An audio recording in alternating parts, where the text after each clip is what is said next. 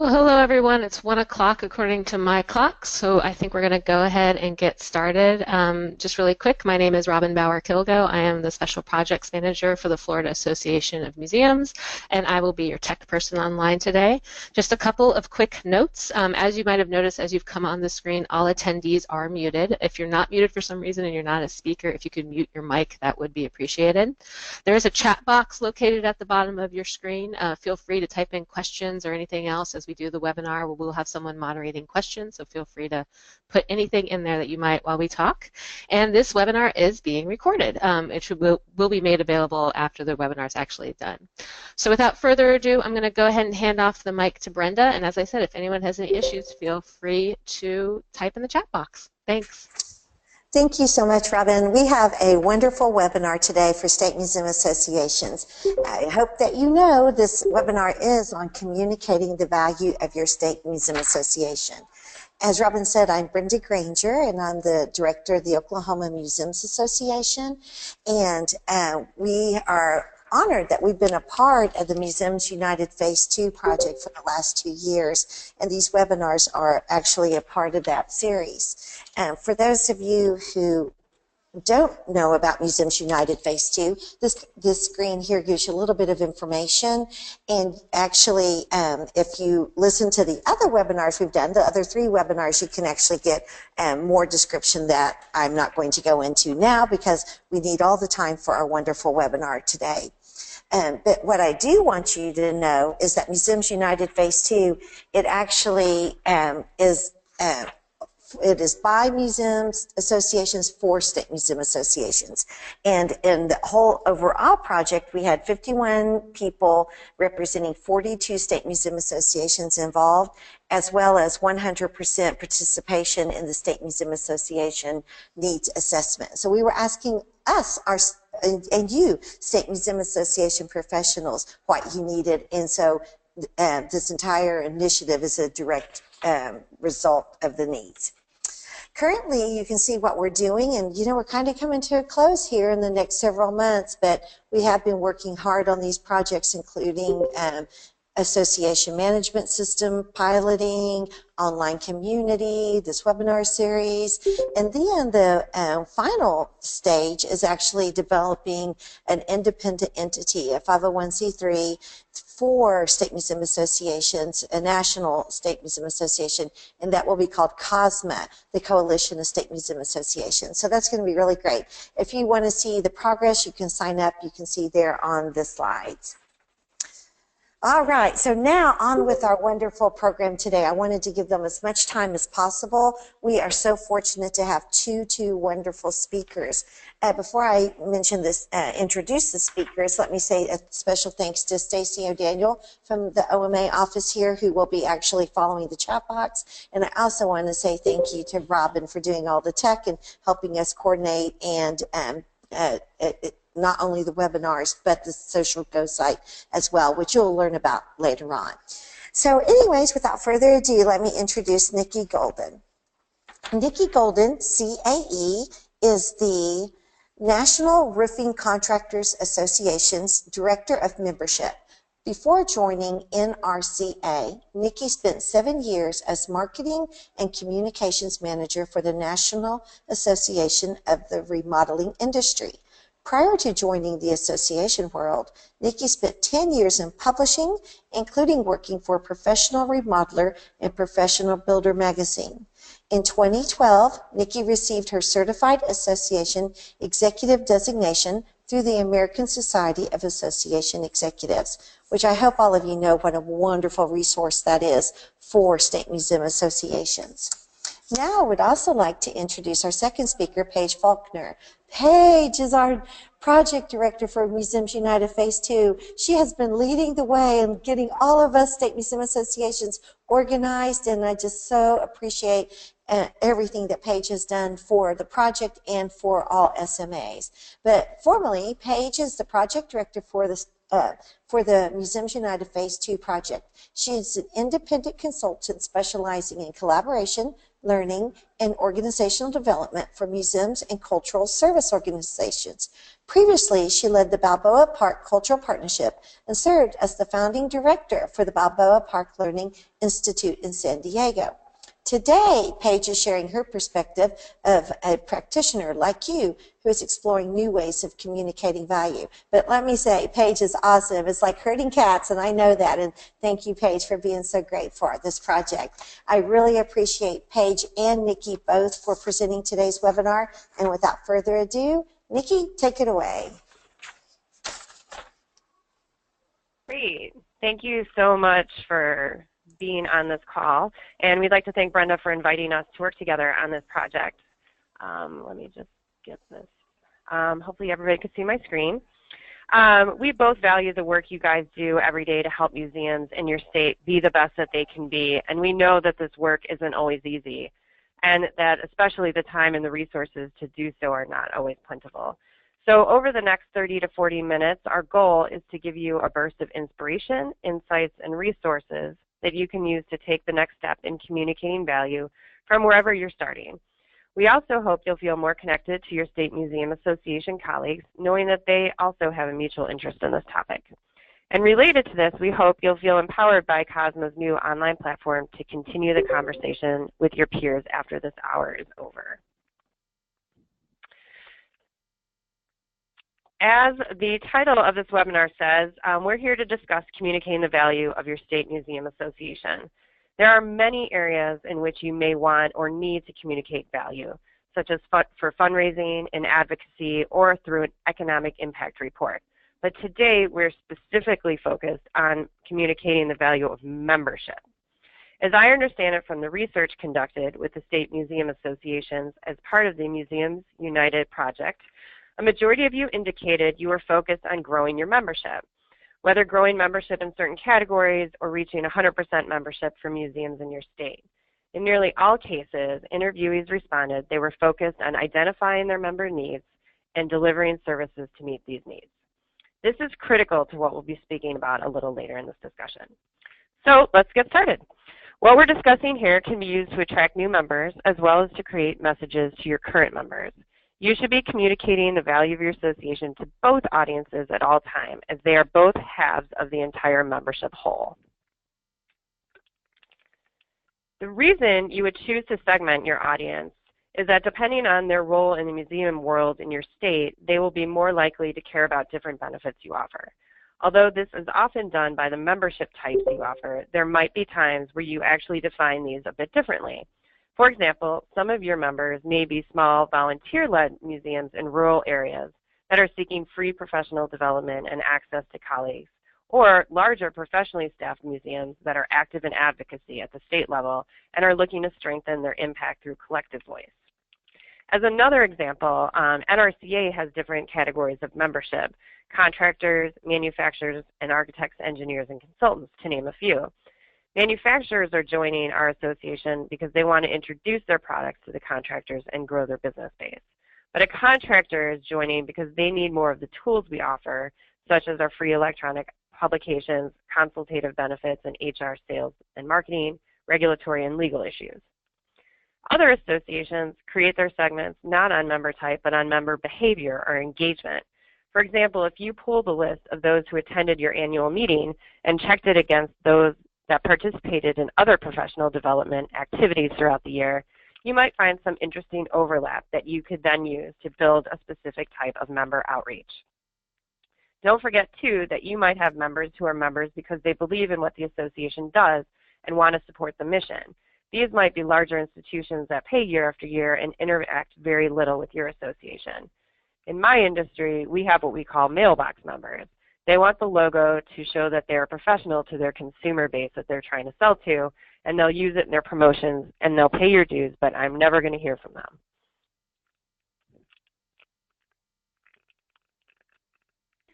Okay, hi everyone, this is Paige.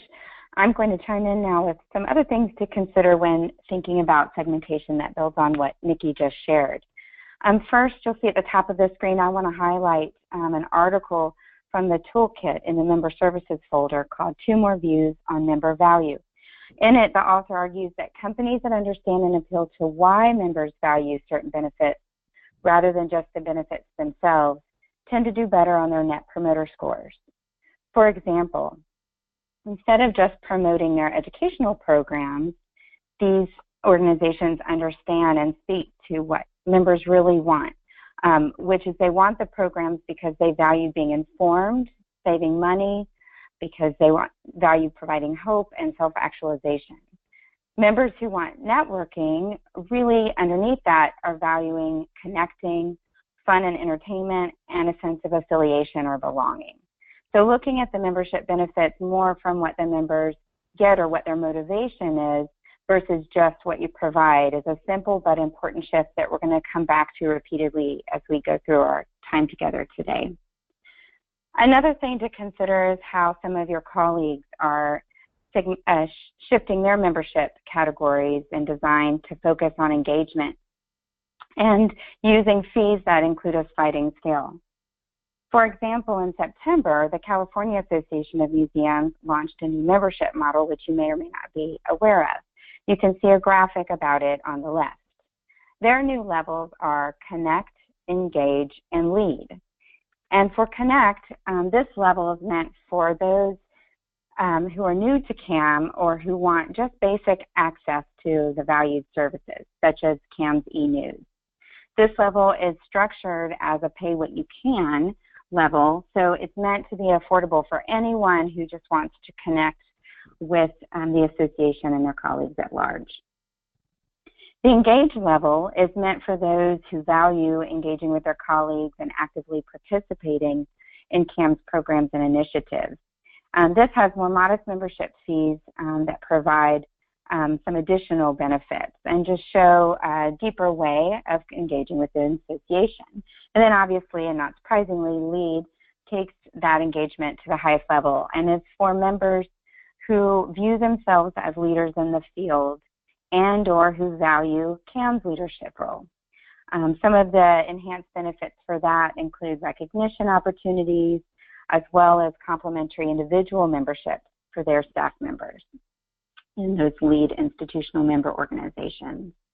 Now, CAM's model was inspired by a model that Oklahoma uses and also the American Alliance of Museums, which you're probably familiar with as well, which are structured around engagement also and also use some of the sliding scales. So there are some models that you may want to look to from your peers who are organizing and segmenting their audiences a little bit differently.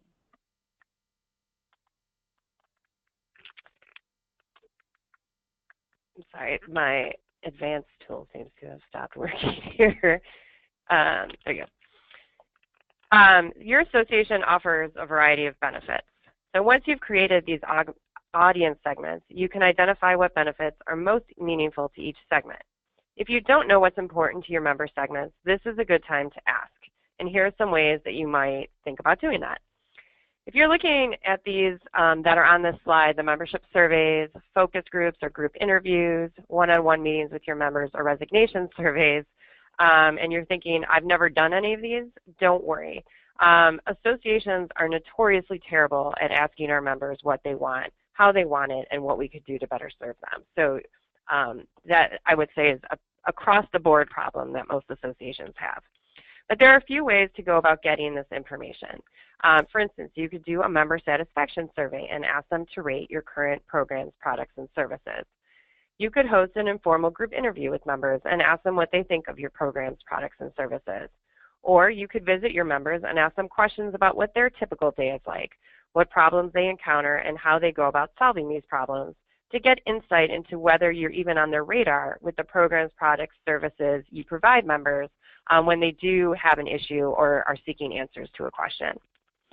Resignation surveys are another way to collect insight into how your members view your association.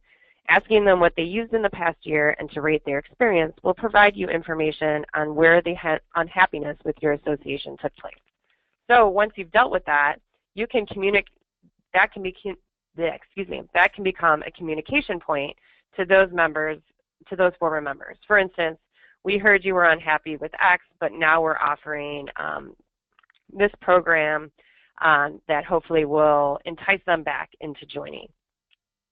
And by the way, if you haven't done any surveys before, there are a lot of low-cost tools out of there, such as SurveyMonkey, SurveyGizmo, etc., that you can use to build, some simple surveys to get started. And I would also concentrate on maybe one area of the association, such as your annual meeting, and ask them to evaluate that if you have not done a full membership satisfaction survey in some time. It would also be a good idea, if you haven't done a member satisfaction survey before or in a long time, to think about hiring an outside consultant, as a full comprehensive member satisfaction survey does require some more specific methodology and outside expertise. Although the questions that you ask are going to be specific, obviously, to what your association offers, I have provided some examples from NRCA surveys as a starting point to get you thinking about how you might handle your own surveys. And you can find those under the materials tab on that right-hand bar that is on the webinar. For a resignation survey, you're just trying to get to the crux of why your association wasn't fulfilling their need. So it should really be short and sweet. For a member satisfaction survey, you do have the freedom to ask more because you're inviting their opinion on something they're already paying for and providing them a chance to tell you about it.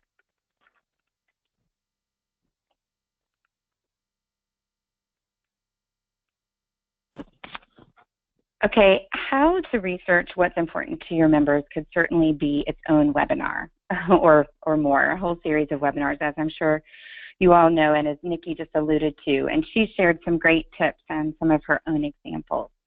There are some other articles and examples in the member services folder of the toolkit as well, and I just wanted to highlight one of them in particular that you can find under the member services folder. It's called a Value Positioning Toolkit, presented by the National Association of Realtors. And it's a 20-page document. It goes into a little bit more detail about how to think about your options for surveying and sort of where to pick what's right for you and the resources that you have. I also want to note at the bottom, if you see the graphic there, this was not voted one of Ohio's best ideas, but as you've probably seen in going throughout the presentation, we went and visited all of your websites and we're looking for images related to your organizations and your membership and pulling some of them to add some visuals to this presentation. And this was one of the graphics that I thought was really neat, and I've included it here. But I do want to put out the disclaimer for Ohio that they have not vetted this tool, although all the other tools in the toolkit were collected by your peers. Another example that I'd like to share with you is when you're thinking about how to surface issues that are top of mind for your members. So this might be a little bit different than thinking about surveying what they're happy with or what they're interested or want. It's really getting to sort of what are the critical issues facing them and then looking at how what you're offering can address that. So this example is part of a project I worked on with the California Association of Museums, which was a multi-phase project for them called the Collaborative Learning Network Project, in which they're still engaged. And what I'm going to share with you was the discovery phase, where we basically crowdsourced the top critical issues facing museum professionals across California. And we did this over a 6-month period, just to give you a sense of timing. So as you'll see on the slide, what we did was we put out a call across the state for people to submit a paragraph describing what they feel like is a top critical issue that they're facing as a museum professional. We received about a dozen entries, and some of those issues were overlapping, so we condensed it to 10. And then what we did was we took that out and gathered feedback on those critical issues through a series of individual interviews with leaders in the field, and also a series of group interviews with various museum professionals from across the state who signed up to participate and give feedback. We also had a few other groups in our network that we reached out to with these critical issues.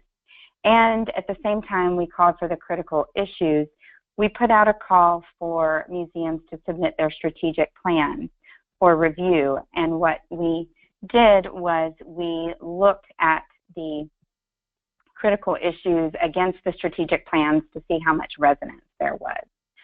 In the interviews, both individual and group, what we did was we presented the issues to them in advance and then came together to talk about what they saw. And they ranked what they felt like were the most important issues and how they saw them sort of shaping out from 1 to 10. And then they provided additional feedback in case we needed to refine them further. And so from those feedback stages, we were able, through their rankings, to narrow down to the top 3 issues that we put out to the California museum professional community to vote on. And what you see at the bottom is what they ultimately voted on. And the top issue was connecting with people, engagement, and accessibility. And that went on to be the focus of the next phase of their project. But I do want to point out exploring value and value perceptions came in a close second and was a very big hot topic for professionals across the state, as it is obviously for you all today, thinking about ways to identify and communicate value. So this is just one example of moving beyond surveying members on what they want from you to focus on what is important to them so that you can then tailor your services to address these issues and also be able to better explain how you're providing value.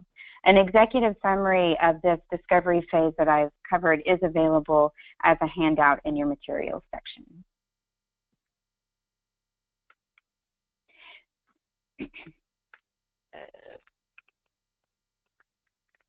And then we won't go through this, but I think you all know probably, and as we've mentioned, you know, collecting and gathering information on your members is harder than it sounds, but it's an important practice to do. And no matter what information you seek or what method you use, here are a few tips that we would just urge you to keep in mind. Be really clear on what you want to know. What are you going to do with the information that you collect? Use that question to help you really zero in on your questions. Keep it simple. Look for examples to help you and test your instrument before you release it. And then one thing as evaluator I've worked with quite a bit sort of drilled into me is just a reminder that surveys are often the most common tool, but they're really one of the hardest evaluation tools to do well. So just keep that in mind as you move forward. So we're going to talk a little bit about using pain points as kind of a messaging tool. At my previous association, the National Association of the Remodeling Industry, one of our members said something to me that has stuck in my head ever since. And what he said was, I only listen to WII-FM radio, which in his mind stood for what's in it for me. And that stuck with me because I think that this is the way many associations communicate with their members. As Paige mentioned, it's mostly in terms of here is what we offer, and then we have this list of benefits that we're hoping that they're going to kind of slog through. Or we might elaborate on a benefit like a webinar by saying, oh, you know, you can listen live or on demand, and it's 45 minutes long, and you will learn why. But really, that's just outlining the features of that benefit. What we're often failing to do is to draw that line between what we're offering and how it will help our members solve a problem. That's why knowing what is important to your members is so important to you as an organization to be able to communicate to them. I found this illustration online which spells out the differences between the feature, the benefit, and the value. So when you communicate to your members or prospects, you need to show them the value because they're not really going to be able to make that connection on their own. So here's an example from my association. We have a 4-volume roofing manual that provides CAD details and guidelines on the installation of various roof systems. So the feature of this is that this provides CAD details and best practices on the installation of roofing systems. The benefit is that this will ensure that contractors who follow our guidelines will have less callbacks for warranty issues. But the value that we're offering is that our contractors can use that assurance as part of their sales process, using language such as we follow NRCA standards and guidelines as outlined in the NRCA roofing manual. So I really liked this this illustration that Nikki found, and I was kind of playing with how to track some of the typical benefits of the State Museum Association membership through it. And here's how I was looking at it. One feature is receiving news and information by being placed on an association's mailing list. The benefit is that the member will stay informed, but the value is that they can stay competitive by staying on top of what is happening in their field and not miss any important opportunities. Another example would be the feature of getting free admission to other cultural centers. And here the benefit is easy access. But the value in this case may be personal in being able to nurture, the member being able to nurture his or her own love of museums, because presumably the passion underlies the profession. And it can also be practical in that the member can scout out other institutions for ideas and comparison. And then another example would be the feature of free job postings. The benefit is saving money and gaining another distribution channel for recruitment, but the value is really saying that the member will get their opportunity out to the presumably most qualified and most likely candidates and be able to build a really effective and powerful staff. Right, so simply put, what the challenge here is to frame your member benefits more in terms of what your members need and how your association can help meet that need, rather than as a simple laundry list of the services and resources you offer. Because no matter how great they are, if you aren't offering what your members need, then at the end of the day, your services won't have much value. And some caveats to this. So watch for your use of internal jargon. One of my biggest pet peeves at my current association is when we talk about education, we refer to classes that we schedule around the country as public classes to differentiate them from our contract classes, which is when we go to a specific member's workplace to provide training to its employees. But to me, that's an internal differentiation. And to our members, our public class schedule should just be our class schedule. Our marketing pieces also use testimonials. So the thing I want to point out about this is that you can extol the value of your association by using your members' own words. And oftentimes that is going to speak more so to the person who's reading them than when we put it in our own kind of marketing speak. When they hear from a peer who has an actual example of how they've used, say, an NRCA education program or a technical guideline or one of our consultative services to strengthen their business's bottom line, those are more meaningful and they can relate to them more than just me saying that they will help them. So anything you can do to put your current members' words in front of your audience, whether it's through member spotlights or incorporating their language into your materials, is going to be helpful to you in communicating the value of your organization. And as a final side note on this topic, don't forget about the power of visuals as well. One of the benefits of our testimonial-based campaign is that we can combat the notion that NRCA is an association of old white guys, which is basically the perception that has been kind of around the industry for a long time. But by actually featuring our diverse membership, whether it be a female, someone who is Hispanic, someone who is in their 30s, that is visually showing that our makeup of members is much different than the industry perception. So don't discount the power of people being able to see themselves as having a place within your membership. Use photos from your events or of your members to visually show the types of people that comprise your association.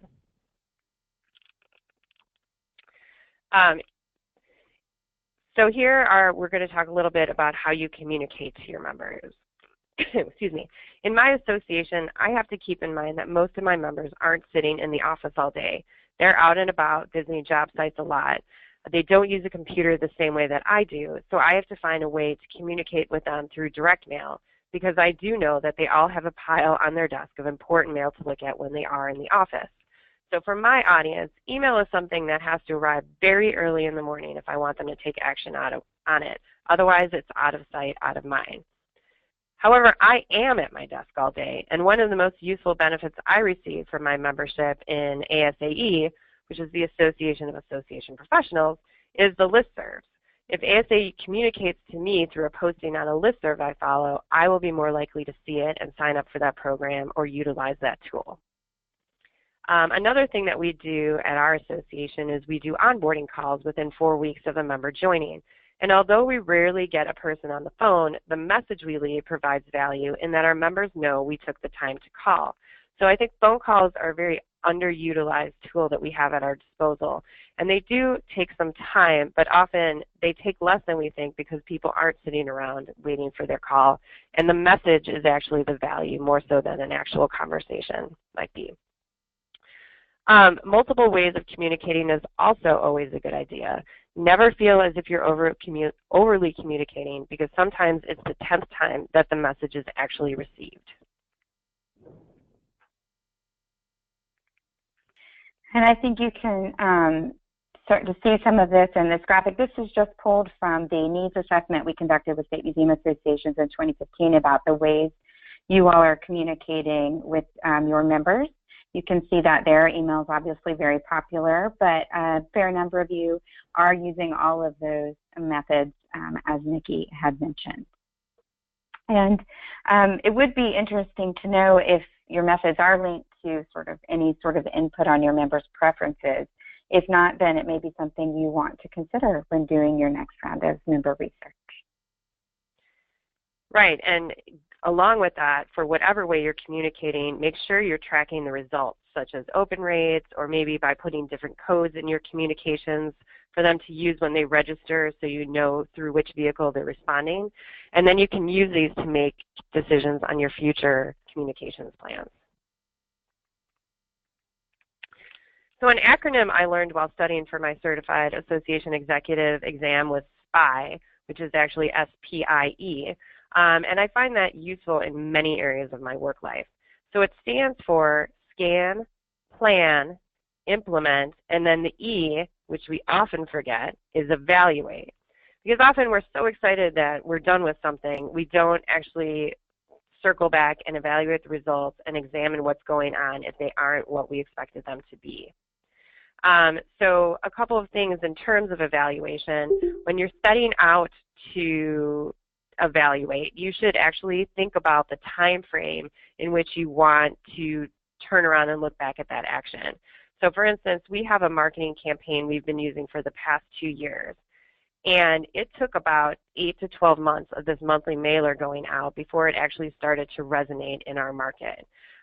So at the beginning, we were getting maybe 1 or 2 members a week joining through this campaign, but now we're getting upwards from 5 to 10 a week that we can go back and identify they've been receiving this mailer for 2 years. And I'd also like to point out that evaluation is not just a follow-up activity, but testing is also important when you're developing your communication piece. You have a board, run it by them and see if it really resonates with them. Take a sample of your membership and run the messaging by them or colleagues from outside your organization and see how it resonates before you distribute it so you can get some of that feedback and make some changes to make it the best it can be.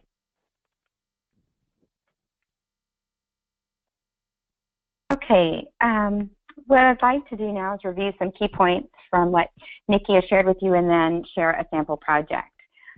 One, just talking about audience segmentation, as we've talked about, just be clear who you're targeting because you'll need to tailor your value messages to each audience. And the best way to know what's important to your members is to ask. Framing your message from the point of view, as we've been talking about, sounds really simple but can be harder than you think. But you could start by taking your existing list of benefits and thinking about flipping them from what you offer to what value is delivered from that benefit. We're also going to share a template in the few minutes that will give you, help you go more in depth on that. For communicating well, I want to circle back to just emphasize what Nikki just talked about with the visual. Making sure that on your websites and in your materials with your membership pages, it's not just text, that you have pictures and photos so you can help paint a picture of what it looks like to be a part of your very cool and rewarding museum community, or to to show individual pictures of people on your board or your organization, just to personalize it. I know that professional development photos can be very hard to do well to show another, picture of a group of people sitting around. But getting some professional photography done, or using some other overlays like the one you see in the picture here, can really help it create some more impact in your communication. And one resource you might want to look to for some picture inspiration is Museum Hack, and to see some of the photos they use related to their professional development. Also note a couple of your peers, when we were going through the website, New York has some great photography on their website, and I really love this example from Hawaii about join, become a member, and get inspired, that takes a regular sort of professional development photo to the next level with that overlay. Moving on to the points, testing and assessing continuously. The process of thinking about value and testing these messages should be continuous, not just a one and done.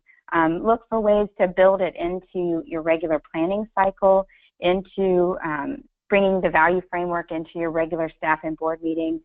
I know often we have to come up and judge what we're doing. Should we keep it, change it, or do away with it? And using your value framework can be a great way to make some of those decisions. And there are some articles in the online toolkit that give you more ideas for how to do that. So I've been working with my colleagues through the Museum's United Phase 2 project, and with Nikki's help working on a benefits document for the new Coalition of State Museum Associations. And I wanted to share that with you here. It's been a really great experience for me working on this, so I can appreciate where each of you are as you start to play with some of these ideas, or if you have been in the past. As you can see here, we really tried to frame the benefits thinking about what's in it for you. And you'll see on as one of the downloadable materials is a full draft of this document, so I've just highlighted here some of the key pieces. And Nikki, if we can move on to the next screen, you'll see that each of those main bullets related to connecting, leading, focusing, and advocating also has some drop-down specifics under each one. And again, it's too much to put on a slide, but you can see it in the document that you download. But rather than focusing on the specific test, I'd just like to emphasize how we used the process that Nikki outlined, which was really helpful. For identifying our audience, we thought about all the sizes and shapes of our State Museum Association community, which we are targeting as a whole, since this will be the first launch of the membership in COSMA.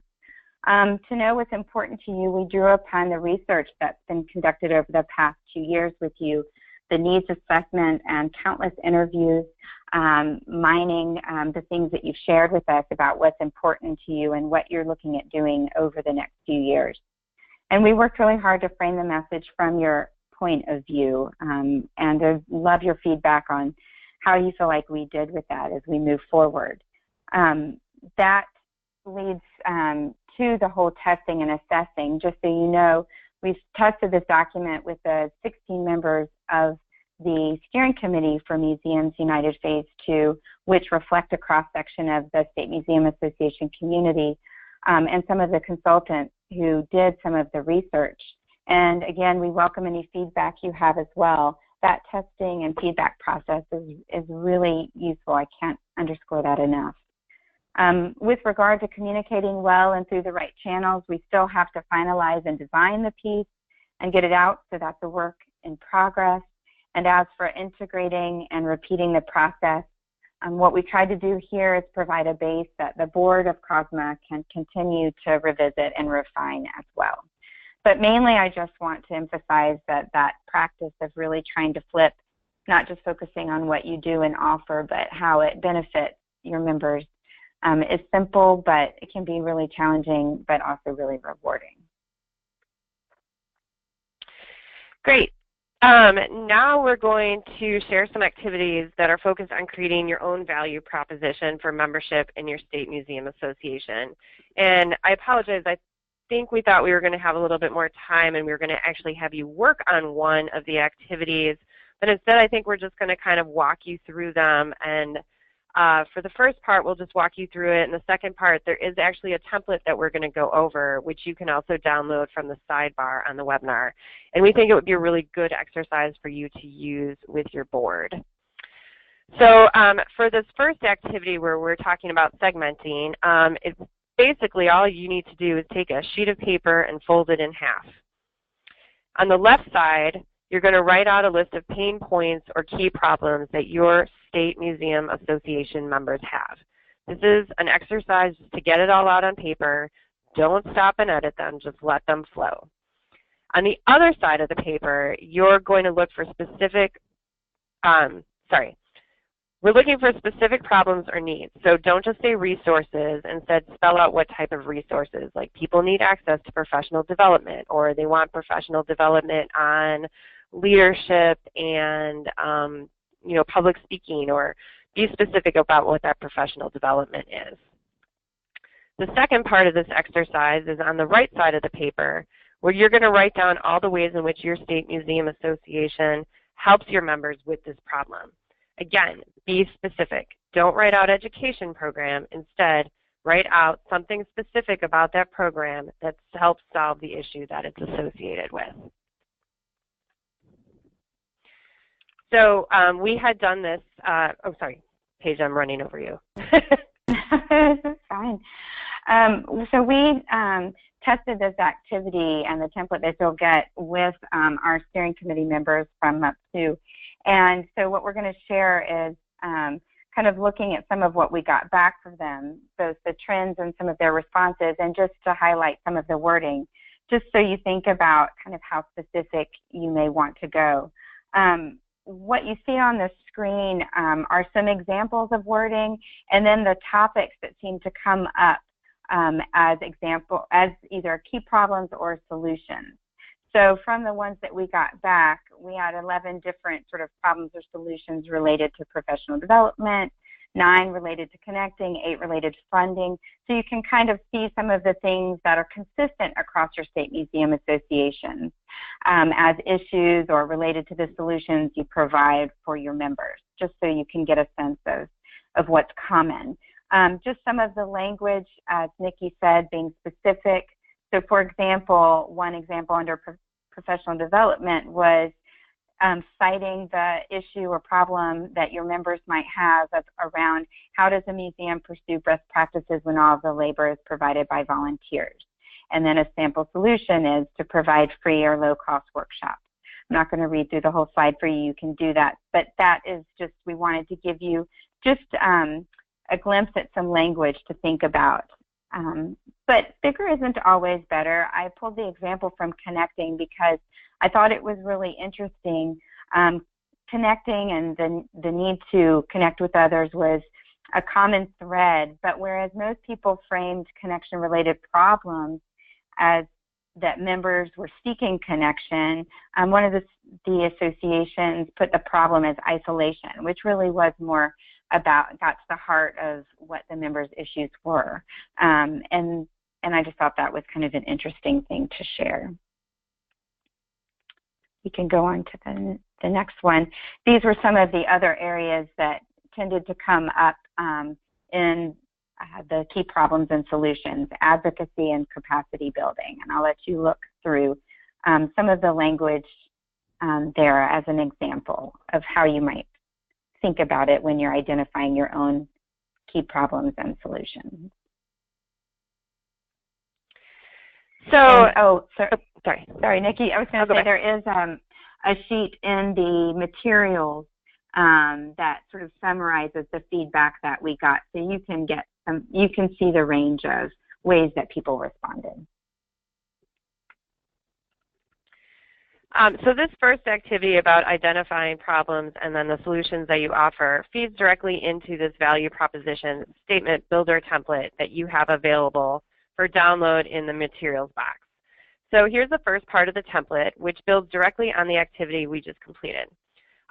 We borrowed this and adapted the template from Mark Levin, who is a CAE CSP, and the idea behind this part of the template is to help you focus your message on helping your members solve an issue. Though you might not use this exact wording in your marketing materials, I think it will help you better understand communicating value. I actually went through this exercise in a session with Levin, and I will be honest with you, I wasn't happy with what I came up with in 10 minutes of time I had to create it. But what I did find useful was that this helps me think through who my audience actually was, what they needed from my association, and how those things might help them improve their business.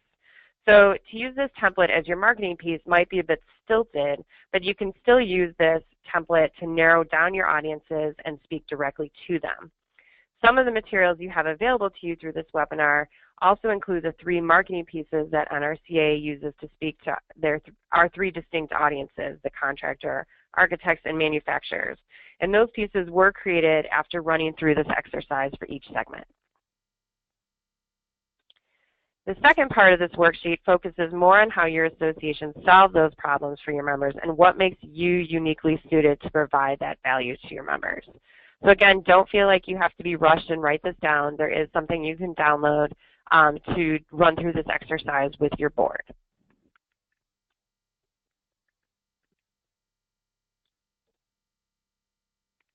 Okay, so we gave you some examples a few slides ago of some of the language and what we saw as patterns in the responses to the key problems and solutions. And here we just wanted to share some of the things that came up in that second part of the template that Nikki just shared, which is really focused on your niche and what you do that no one else can do, and how you know that you do that well. So it was interesting on some of the patterns relating to competition that we saw was basically what sets you apart, many of your state museum associations apart, is your specific focus on museums and cultural organizations of multiple disciplines and in your state. There was one who was comparing against online-only resources, which I thought was an interesting competitor, if you will, to think about, and that's probably related to a specific issue. Let's go to the next slide. And then again, some of the things, let's see, that came up related to uniqueness that some of your peers were, seem to be common responses among your peers, were that you understand the unique challenges and needs of the museums in your state. And some of the specific ways that this plays out is your focus on all types of collecting institutions, a focus on the diversity of your people, and then a lot of specifics to advocacy and government. And then other things that make you unique, you're affordable, and you help build capacity and provide easily accessible opportunities. I really liked the response that's included under build capacity and love the idea of helping your members be motivated. That really stood out to me as something different. I just wanted to call some attention to that.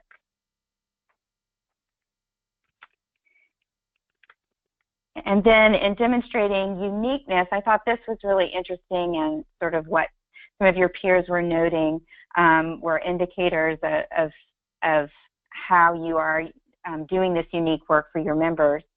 There were references to the board, and I love this picture of a woman named Jacqueline from the Washington Museum Association. She serves on the board, and it's just such a friendly photo. It made me want to work with her or be in a network with her, and again, just underscoring that power of the visual and helping communicate your value. Other ways of demonstrating, you'll see there, changes in membership and attendance data and whatnot. There's different things that you can look at as ways of assessing your success.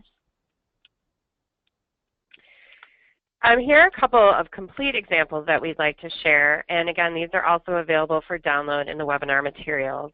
Many thanks to Montana and Ohio for allowing us to share their work. What I really liked about this one is that they were very specific in who they were zeroing in on for membership. They name a specific program and express how that program helps address a need, a need of their rural museums within the association. So they do this by their Helping Hands program funded through a state foundation, making us able to provide on-site help to many rural museums across the state, along with our annual conference, providing networking and with professional development opportunities. I like that they don't name one association as a competitor, but rather draw a distinction about how their association differs from others. My favorite part of this example is this last line, which we have bolded, which really allows the person reading this to see themselves in that message, especially when they kind of outline all of the collecting institutions that they represent.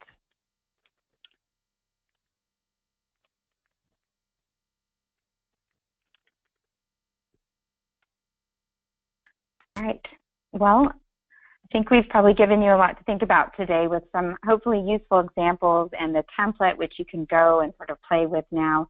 You may want to start by looking at your member list or use that template to start with identifying the issues or services. There's a lot of different ways that you can play with these materials. And just a reminder again to also look at your website and how the visuals are helping to tell your story as well.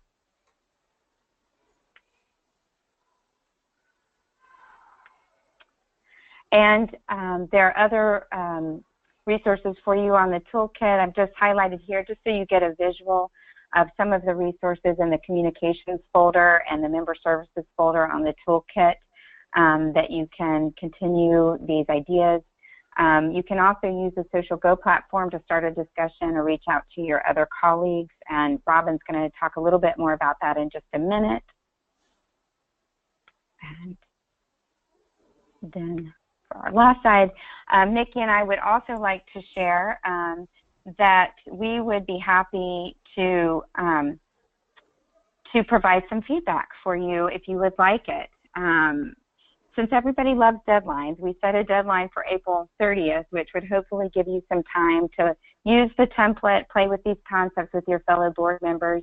If you do and you'd like to get some outside feedback, you can email me what you have. I'll collect and share them with Nikki, and then we're happy to review them and provide feedback for you. And I really want to thank Nikki for her interest in providing that additional service as well beyond our time together today.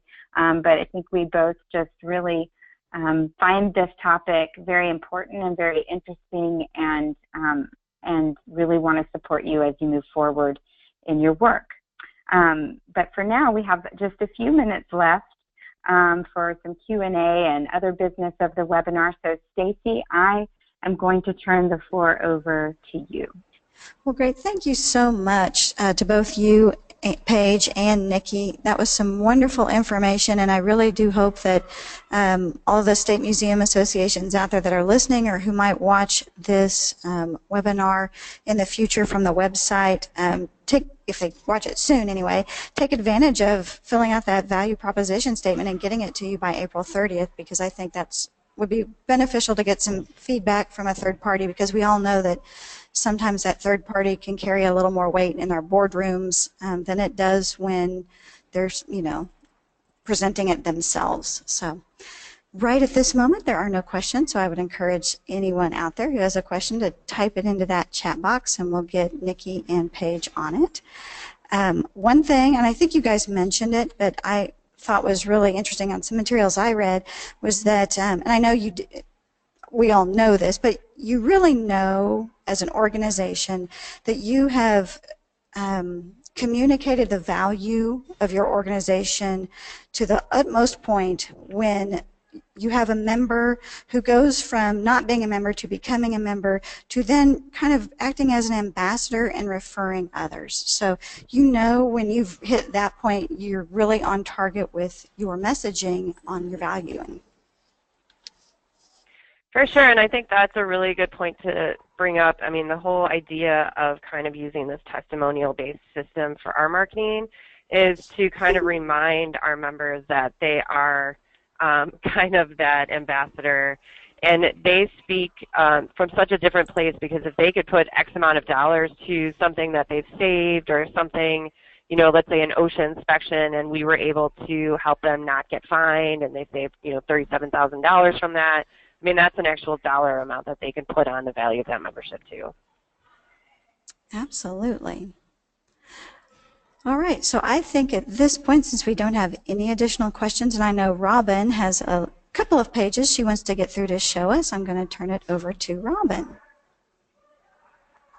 Hello, everyone. Just give me 1 second while I pull up my screens. But my job basically is to show everyone a quick view of the online platform that Paige referred to.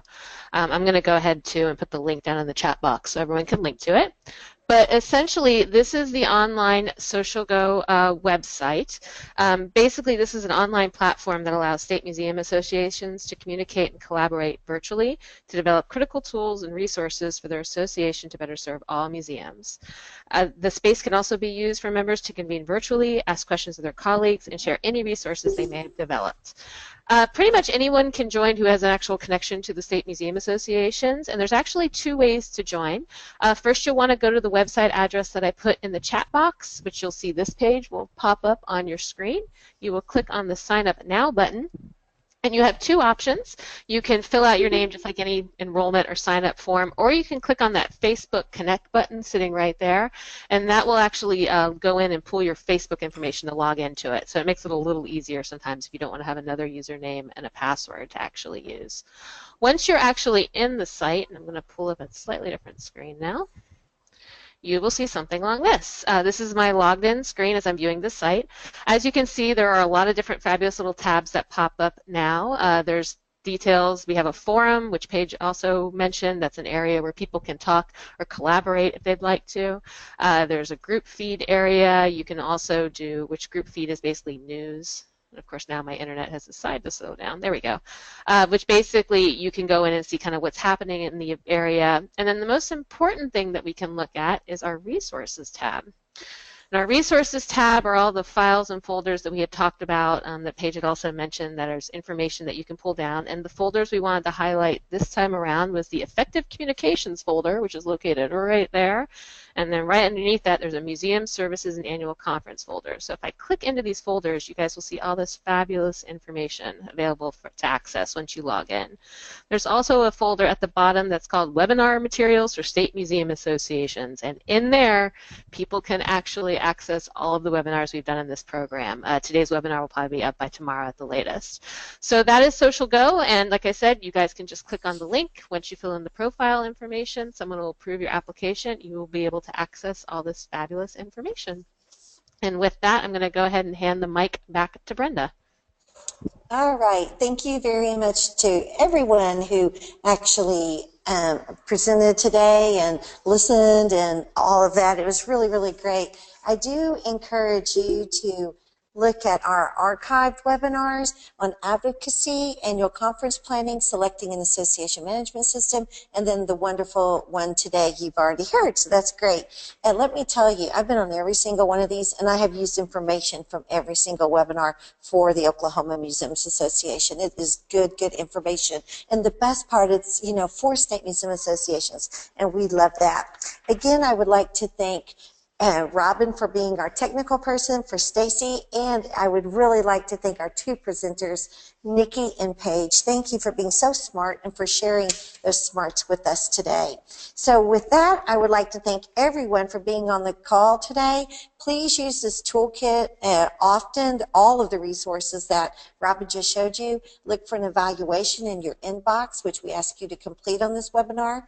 And also in the future, we're going to be evaluating the overall toolkit and SocialGo, so we'll do that at a later time. We would also like to thank IMLS for their support, and I really want to thank each and every one of you for all the hard work you do at your State Museum Association to strengthen museums in your state. With that, I want to say thank you and have a wonderful day. Bye-bye.